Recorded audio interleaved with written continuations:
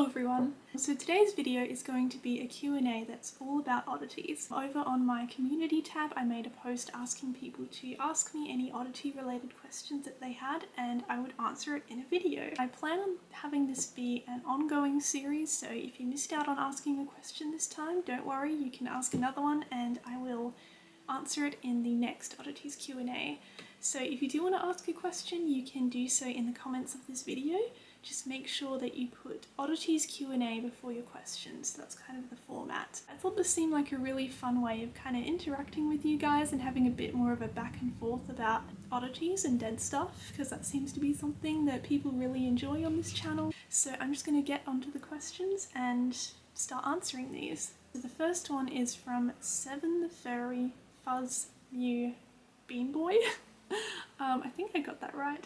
You have a very cool username, by the way. So they ask, can you do a collection video of all of your animal skulls? I will try to make one. I really will try my best. My only thing is that I'm kind of clumsy and I'm really prone to dropping stuff, and the amount of times that I have dropped something from those shelves, like when I was rearranging or something and I dropped it and broke it, and I've like done that with the same items over and over, so I'm like a little scared of handling them too much for that reason. But you know, I will do my best. I think it could be a fun video to make. Maybe like within the next 4 or 5 videos I will try to make that happen. So we will say a tentative yes. I hope that's okay. The next question is from Snake Lizard, and it is, if this is too personal, feel free to ignore it, but what happened to Rao's remains? So if you don't know already and you need some context, Rao was my previous cat that I had. I got her when I was like 14, and I think she died when I was like 21 or 22. And when she died, I kind of made a video about it and I was saying how I was planning on like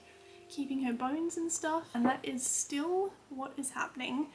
It's been a really long process and it still isn't even like halfway done. It's really complicated, but basically what we did was we got like a really big bucket for it. It's still like pretty close fitting, but I got a bucket to use as a coffin, and we put her body in the bucket and we filled it with like dirt and soil, and then we put the bucket in the ground. And so we've moved house like 2 or 3 times since then, and each time I've brought the bucket with me so that she like won't get left behind. And I haven't been able to start working on actually cleaning her bones until we moved to this house, and it has been a really slow process. So I have some that are clean and are in the house, and the rest like are still in the bucket needing to be sifted through, because for some reason some parts of her body were more ready for degreasing than others. I think part of the problem is that the decomposition process has really come to a halt, because I've been keeping the bucket just in my shed and the lid is on, so it's not getting any oxygen, it's not out in the weather,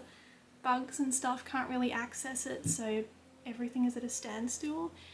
And the last couple times that I've tried to sift through the bones in that bucket, it's been really difficult because there's still a lot of like gook and how do I put this without being too graphic about my cat? I'm finding it hard to sift through. There's still big clumps that are still attached to the bones, and it's kind of smelly, and I just don't want to like push myself too far with it and like taint my memory of her. So I push myself to a certain extent with it, but there's a line and I do not cross it. So I am planning on changing up the way that she is buried and stuff, so that like she is still safe and sort of contained, but decomposes, like little bugs and stuff can still get to her and help clean her up and all of that stuff. So yeah, long story short, I have some of her bones that are clean and inside, but the rest still need a lot of work. So I will show you some clips of how her bones are looking. So far I've got her skull, her mandibles, her atlas bone, her femurs, I think like her radius and ulnar and stuff. I don't think I have all of her leg bones though. I think there are some that still need some work. Got a lot of vertebrae, I've got her scapulars. Also like if you look at her skull, she is missing a lot of her incisors, and that happened after she died because they kind of got lost in the degreasing process and stuff, which really sucks. I'm really annoyed about it, but it's happened, and they were so tiny, those little teeth. The only other thing that I will say about that is that her bones didn't get as much degreasing as I wanted them to, so they're still like quite dark and discoloured. It's taking a really long time to degrease her bones, and due to like all of the soaking in the water and everything for such a long time, she was starting to like show some signs of deterioration to the bones, so I took them out early, put them in peroxide and all of that. So yeah, her bones are still pretty greasy because I really didn't want them to get damaged, but I am planning to try and sun bleach them. I think that'll help a lot. Sun bleaching does wonders, honestly. Like, I kind of wish that I had done more of it in the past. It would have saved a lot of work. But yeah, I'm gonna sun bleach them, probably put them in peroxide again, and I think that that should help. That was a really long answer to that question, but I just kind of wanted to explain the situation while we're all here because I've been meaning to talk about that topic for quite a while.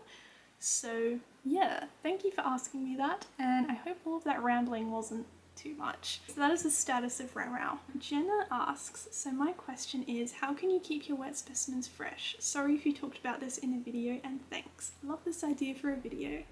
Thank you very much, Jenna. And yeah, that question is totally fine. I don't think I've actually talked about that much on this channel, like talking about wet specimens, so I'm just gonna give like a little disclaimer before I answer this because I am probably not the best person to be giving advice about keeping wet specimens really well preserved, because the way that I preserve wet specimens is really lazy. Like for me, I just put the specimen in the jar and fill it with alcohol and that's it. But the ideal thing to do if you want to like keep it really well preserved and everything is to inject the animal in various different places with the alcohol or whatever the preserving solution is. I mean, formalin would be like the best thing, but not everyone has access to that. I don't have access to it. I use methylated spirits because that's all that I have that I can use. But you inject it and then you also try to get some of the solution like down into their throat and their lungs and their stomach and stuff. I think you can do that using a straw. You like put the straw kind of like in their mouth and sort of kind of try to direct it down their throat into their chest, and then you like filter through the alcohol into the straw. This is all stuff that I just know in theory. I've never done it in practice. I do know that like after a while of a wet specimen being preserved, that some of the alcohol that's already in the jar kind of like makes its way like into their mouth and down into their stomach and stuff, but it takes a long time and you're better off like just doing it as you're preserving it. So, one other little tip that one of my friends on here gave me, who doesn't make videos anymore, and it's very sad because she had like some of my favourite Oddities videos, but that's okay. She told me that you can add like a few drops, I think, of glycerin to a wet specimen. Like I think you just put it in the jar with the rest of the alcohol, and it's meant to like stop them from kind of drying up so much. Like they don't mummify or anything, but sometimes things like their eyes dissolving. I've had like a fair number of wet specimens that have had their eyes dissolve. It happened to my first one, so adding glycerin is meant to help prevent their eyes from dissolving, I know that much. But yeah, again, I'm like not really the best person to go to for this advice because I've never done any of this in practice. I will say like my oldest wet specimen is about 11 years old and it is still very much preserved and intact. Maybe I'll put like a clip in for you of how she's looking, but yeah, that's my little bird fawn and she is still preserved after 11 years, so that's pretty good for like lazy preserving. The next question is from Cyrus, and they asked a few questions, and some of them I have kind of put aside and saved for a more general Q&A, but I will answer their oddity related questions in this video. The first one that they asked is, when did you start getting into oddities and little treasures? I know most of us little weirdos start from when we were really little, so I'm also wondering what your first oddity was, if you remember it. I actually love this question so much because I love talking about it. So I got my first oddity when I was 7 years old, and I got it from my mum. When my mum was in Victoria, there was like this certain place that you could go to that people would like look for gold, so she was kind of like digging around for gold, and I don't think she found any, but she did find a couple of bones, so she gave them to me, and they were like half of a pelvic girdle, which is from like a sheep or a goat, some kind of like grazing creature, I don't know what. Still, I've tried to figure it out and I still don't know. And then the other one was a cow vertebra, which was like really old and weathered, but it was like so fascinating to me, and it was huge. I remember it being like this big, but it could have actually been smaller since, you know, when you're little, like everything seems really big, but it's not. I do not have the cow vertebra anymore. I gave it away, I think when I was like 15 to another bone collector, which I kind of regret a little bit because it's like really sentimental, but it's alright. I'm glad I still have the pelvic girdle at least. So those were my first oddities, and yeah, I got them when I was 7, but I didn't start like properly collecting until I was about 15. That was when like I was on a beach with some friends and I found like a whole bunch of bird skulls just all over the beach, so we were all like gathering them up and stuff and keeping them. Another question that Cyrus asked was, do you collect rocks/crystals as well? If so, could we see your collection? Yes, I've been collecting rocks and crystals like since I was a kid, so longer than I've been collecting dead stuff. And I'll put in some clips of like all the different little rocks and crystals and things that I have, because I keep them in all different places. Like I keep them on my altar, I keep them on my bookshelves, I have some like there, and then on the oddities shelves, they're kind of just everywhere. And I have like both wild specimens and then like store-bought ones. Most of them are store-bought, but it's really cool coming across some like out in nature and stuff. It's really cool. So that's my little rock collection.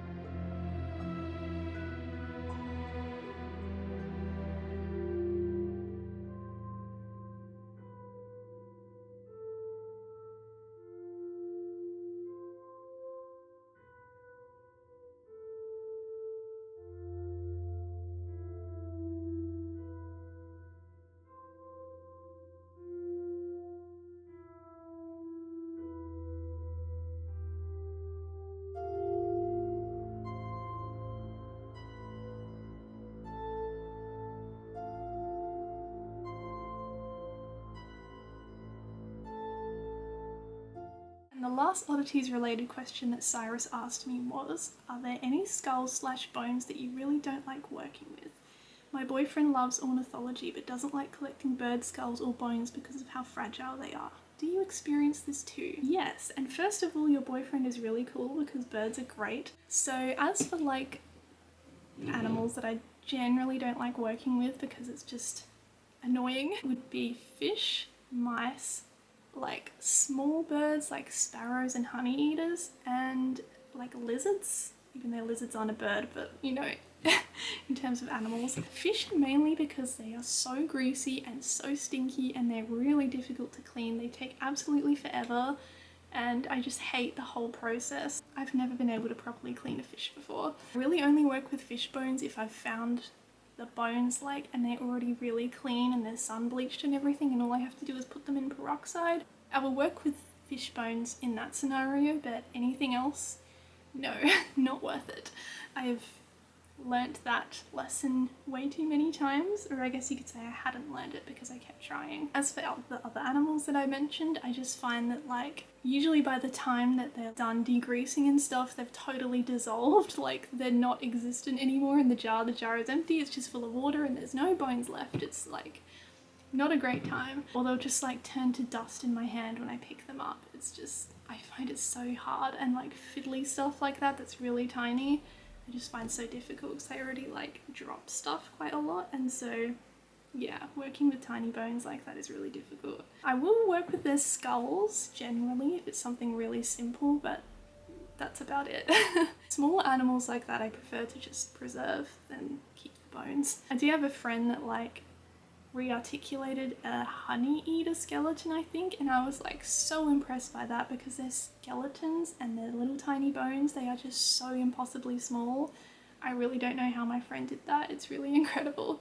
The next couple questions are from Aria, and I hope I said your name right. It's a really nice name. The first question was, if you ever came across human skeletal remains that were legally for sale, would you buy it? Say a skull, for example. Yes, I would. I definitely would. As long as like I had enough money for them, because human remains get pricey really quickly. I think it's Skulls Unlimited that have like human ribs that are for sale and possibly other things as well. Yeah, I really need to buy a human rib from them sometime. I really want like a baby skeleton or a human skull or like an articulated human hand. That would be so cool. Like I have a replica one, I don't know if you can see it, it's on one of those shelves, but a real one would be so cool. They're just so interesting. I have actually come across human remains on eBay before, and it was like human bones that were mixed in with, I think, dingo bones. It was really weird. There wasn't a human skull, but you could tell by the other bones that it was human, and the seller didn't mention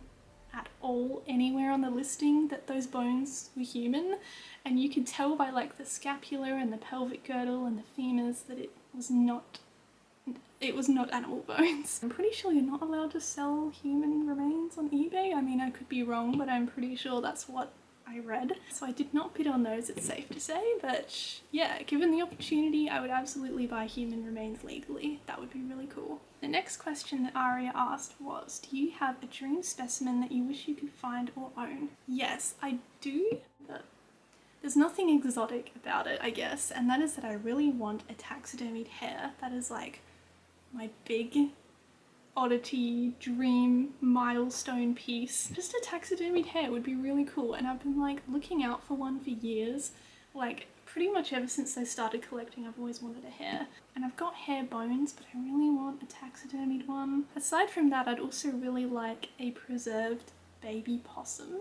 My friend has one and I am so jealous because it's so cute, and like, oh my gosh, if I ever find a dead baby possum, it is going straight in a jar. I'd also really like a taxidermied corella. That would be really cool. I love corellas so much. There's like a lot of other ones as well, but they're like the big ones that I'm really after, but I may not ever get, to be honest. The last question is from Lizizzle. I really like your cat, by the way. Anyway, I really love your channel and it inspired me to start a bit of a collection myself. I mostly have bugs and a few bones so far.